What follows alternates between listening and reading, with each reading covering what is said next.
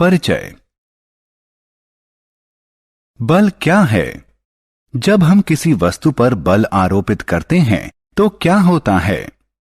जब हम किसी वस्तु को धकेलते, खींचते, उठाते या मारते हैं तो हम उसकी गति में परिवर्तन कर रहे होते हैं। गति में इस परिवर्तन के लिए बल की आवश्यकता होती है।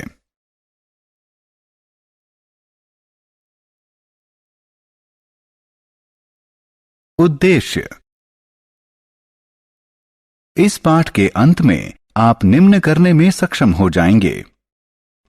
बल को परिभाषित करना, बल की विशेषताएं बताना, बल का प्रभाव समझना, संपर्क बल और असंपर्क बल के बीच विभेद करना, संपर्क बल और असंपर्क बल के प्रकार बताना, ठोस, द्रव और गैस द्वारा आरोपित दाब की विशेषताएं बताना, दाब का मनुष्य के शरीर पर प्रभाव बताना, वायु दाब को परिभाषित करना। क्या होता है जब बल टकराते हैं? यदि आप एक भारी बक्सा लेते हैं और उसे खिसकाने की कोशिश करते हैं तो वह नहीं हटेगा। अब यदि आप किसी मित्र को बुलाकर सहायता लेते हैं और उसे उसी दिशा में खिसकाते हैं तो यह हटता है। इस प्रयोग से प्रमाणित होता है कि समान दिशा में लगाए गए बल संयुक्त हो जाते हैं। बल का प्रभाव। एक पतले रबर का गुब्बारा लीजिए और इसमें हवा भरिए। इसका आकार परिवर्तित हो जाता है। फिर इस खुले सिरे को धागे से बांधिए। अब हवा भरिए, गुब्बारे को दबाइए, फिर से आकार परिवर्तित हो जाता है। यह बल के प्रभाव के कारण होता है। जब आप फुटबॉल खेलते हैं तो फुटबॉल को मैदान के केंद्र में रखते हैं। जब आप इसको मारते हैं तो यह वांछित दिशा में आगे बढ़ती है। इसी प्रकार रसोई में तुम्हारी मां आटे की लोई बनाती है और उन्हें चपाती के रूप में बेलती है। इस मामले में वह लोई को चपटा बनाने के लिए बल का प्रयोग करती हैं। बल का प्रभाव। किसी वस्तु पर उचित बल आरोपित करके उसकी दिशा को परिवर्तित किया जा सकता है। उदाहरण स्वरूप, क्रिकेट में बल्लेबाज द्वारा मारी गई गेंद को जब क्षेत्र रक्षक पकड़ता है तो उसकी गति शून्य हो जाती है। और यदि आप एक गतिशील फुटबॉल को ठोकर मारते हैं तो उसकी गति बढ़ जाती है।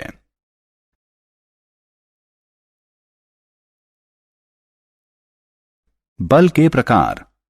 बल के दो मुख्य प्रकार हैं, संपर्क बल और असंपर्क बल।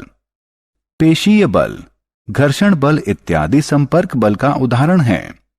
इसी प्रकार चुंबकीय बल, स्थिर वैद्युत बल, गुरुत्वीय बल इत्यादि असंपर्क बल के उदाहरण हैं। संपर्क बल। क्या आप टेबल पर रखी किताब को बिना छुए बढ़ा या उठा सकते हैं? या क्या आप एक बाल्टी पानी को बिना पकड़े उठा सकते हैं? दोनों मामलों में उत्तर है नहीं। सामान्यतः किसी भी वस्तु पर बल लगाने के लिए हमें उसके संपर्क में आना पड़ता है। अतः हम कह सकते हैं कि संपर्क बल वह बल होता है जो पिंड के वास्तविक संपर्क में आने पर ही लगता है। मूलतः ये दो प्रकार के होते हैं, पेशीय बल और घर्षण बल।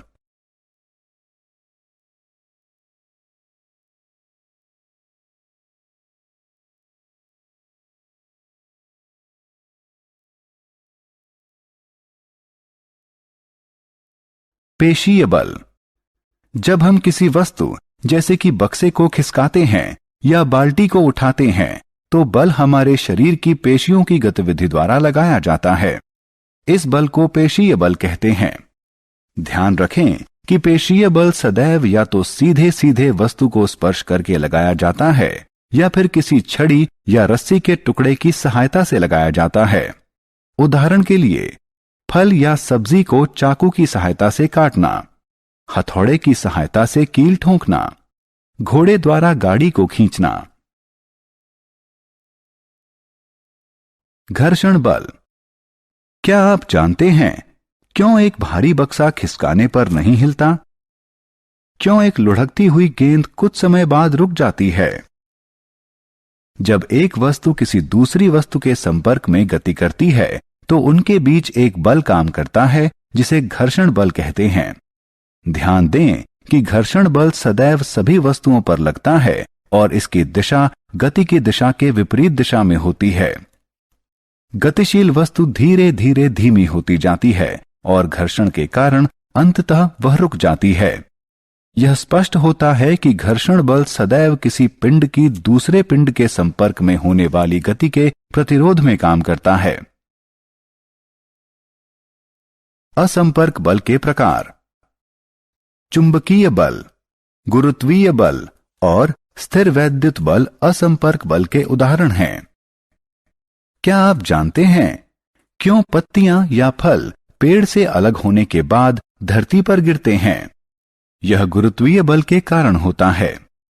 वह बल जो पृथ्वी के खिंचाव के कारण लगता है उसे गुरुत्वीय बल कहते हैं।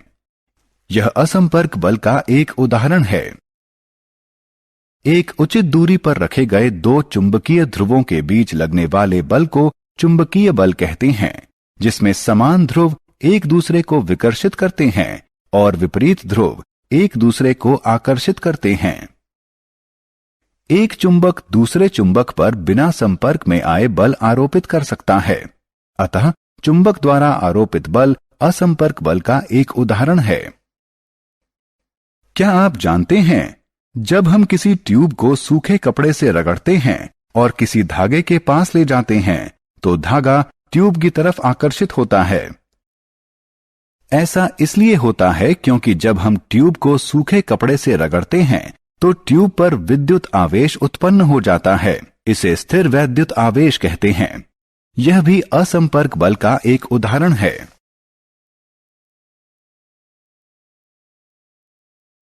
दाब। आइए एक गतिविधि करें। लगभग समान आकार के 5 लकड़ी के डिब्बे लीजिए। उन्हें भारी बनाने के लिए उसमें लोहे के टुकड़े भर दीजिए। इन डिब्बों को लकड़ी के एक टेबल पर अलग अलग रख दीजिए। इन डिब्बों द्वारा टेबल पर आरोपित दाब बल देखिए। आप देखेंगे कि टेबल सामान्य ही रहता है और यह बक्सों के भार के दाब बल से अप्रभावित रहता है। अब इन्हीं डिब्बों को टेबल के बीच में एक के ऊपर एक रखिए। अब इसका प्रभाव देखिए। इस प्रकार रखने पर टेबल डिब्बों के भार से या तो मुड़ जाता है या टूट जाता है।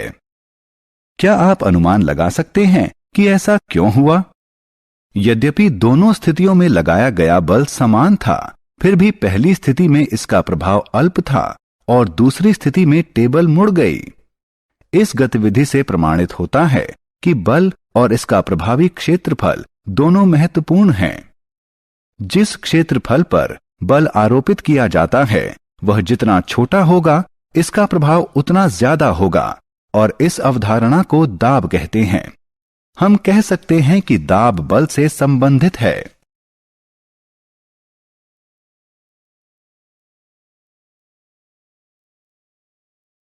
दैनिक जीवन में दाब के उदाहरण। क्या आपने कभी ध्यान दिया है कि विद्यालय के बस्ते चौड़े पट्टे वाले क्यों होते हैं? धारदार चाकू भोथरे चाकू से बेहतर क्यों काटते हैं? और सुई की नोक नुकीली क्यों होती है? अपने दैनिक जीवन में हम सभी दाब के प्रभाव का अनुभव करते हैं। विद्यालय के बस्ते में चौड़े पट्टे इसलिए होते हैं कि बस्ते का भार बच्चे के कंधे के ज्यादा हिस्से पर आरोपित हो, जिसके परिणाम स्वरूप कंधों पर दबाव कम पड़ता है और कम दबाव के कारण भारी विद्यालयी बस्ते को उठाना अपेक्षाकृत सरल हो जाता है। एक धारदार चाकू की धार बहुत पतली होती है। यह वस्तुओं को बेहतर ढंग से काटता है क्योंकि इसका संपर्क क्षेत्र बहुत ही कम होता है। हमारे हाथ का बल एक बहुत छोटे क्षेत्रफल पर आरोपित होता है, जिससे भारी दबाव उत्पन्न होता है और यह भारी दबाव वस्तु को आसानी से काट देता है। इसके नुकीले सिरे के कारण सुई वस्त्र के एक बहुत छोटे क्षेत्रफल पर बल आरोपित करती है, जिससे भारी दबाव उत्पन्न होता है जो वस्त्र में छिद्र करने के लिए पर्याप्त होता है। क्या द्रव और गैस भी ठोस की तरह दबाव आरोपित करती हैं? क्या आप जानते हैं कि जब आप गुब्बारे में हवा भरते हैं तो क्या होता है? यह सभी दिशाओं में दाब आरोपित करता है, जिसके कारण गुब्बारे का आकार बढ़ता है और प्रत्येक दिशा में समान वृद्धि दिखाई देती है। द्रव के लिए भी यही सही है। यह सभी दिशाओं में दाब आरोपित करता है। जब एक प्लास्टिक की एक थाली जल में डूबती है तो यह तली में नहीं जाती। यह सदैव पानी के भीतरी दाब के कारण शीशे के पाइप के प्रतिकूल दाब के प्रभाव में रहती है। इससे प्रमाणित होता है कि जल भी प्रत्येक दिशा में दाब आरोपित करता है। वायु और हमारा वायुमंडल। हम जानते हैं कि हमारे चारों तरफ वायु है। पृथ्वी के चारों तरफ बने वायु के आवरण को वायुमंडल कहते हैं। वस्तुतः वायु में भार होता है और यह दाब आरोपित करती है। पृथ्वी की सतह पर वायु द्वारा आरोपित दाब को वायुमंडलीय दाब कहते हैं। ध्यान दें कि हम जितना ऊपर जाते हैं वायुमंडलीय दाब उतना ही कम होता जाता है। औसतन हमारे सिर पर 1 किलोग्राम प्रति वर्ग सेंटीमीटर वायु भार आरोपित होता है।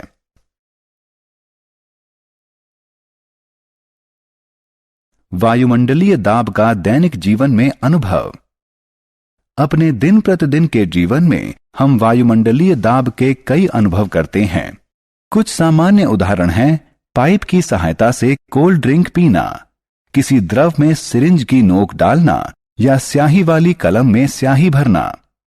क्या आप जानते हैं कि जब आप कोल्ड ड्रिंक की चुस्की लेते हैं तो क्या होता है? पाइप के भीतर का वायु दाब कम हो जाता है और ड्रिंक के सतह का वायु दाब ड्रिंक को हमारे मुंह तक पहुंचाने के लिए पाइप के अंदर धकेलता है। सिरिंज के मामले में चिकित्सक इसकी नोक को द्रव्य में डालता है और पिस्टन को खींचता है, जिससे सिरिंज के भीतर का वायु दाब कम हो जाता है।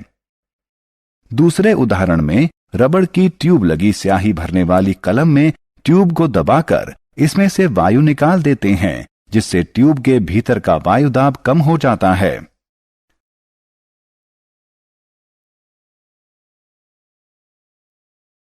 सारांश। आइए हमने जो कुछ सीखा है उसे संक्षेप में दोहराएं। बल एक खिंचाव या धक्का है जिससे पिंड की गति में परिवर्तन होता है। बल किसी वस्तु का आकार परिवर्तित कर सकता है, किसी वस्तु की स्थिति परिवर्तित कर सकता है, किसी गतिशील वस्तु की गति की दिशा परिवर्तित कर सकता है और किसी गतिशील वस्तु की गति बढ़ा सकता है। बल दो प्रकार के होते हैं: संपर्क बल और असंपर्क बल। पेशीय बल और घर्षण बल संपर्क बल के उदाहरण हैं। गुरुत्वीय बल, स्थिर वैद्युत बल और चुंबकीय बल असंपर्क बल के उदाहरण हैं।